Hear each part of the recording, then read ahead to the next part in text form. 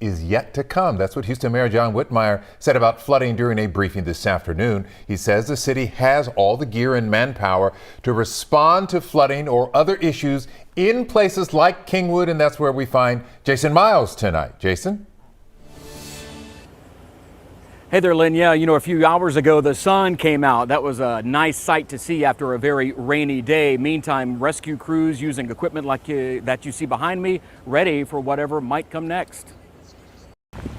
On a wet and soggy Thursday morning, all of the Houston Fire Department's rescues were limited to drivers in flooded vehicles, left stranded even after the water recedes. Thought you could make it through? I did. We spoke with Paul Wick as he waited on a wrecker. What's your advice for other drivers?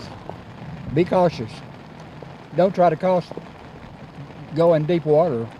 There were other cars passing, so I thought I could make it. Cars and trucks may not be the only casualties in the coming days, according to city officials. It's nature, Mother Nature, that we're being controlled by.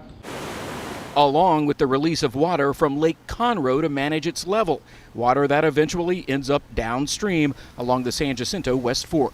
We're anticipating that Saturday night we are going to experience some enough flooding that we may see certain areas up here in Kingwood that are getting flooded inside the homes. So far, we've also found damage not limited to flooding, like this big oak with a beehive in it the homeowner didn't know about until the tree toppled due to what he suspects was a microburst. I've lived in this house for 30 years, and every sound I hear, I know what it is, and I heard this sound and I had no idea what it was. In an area that experienced some of the worst of Harvey, he and others will be watching the forecast very closely.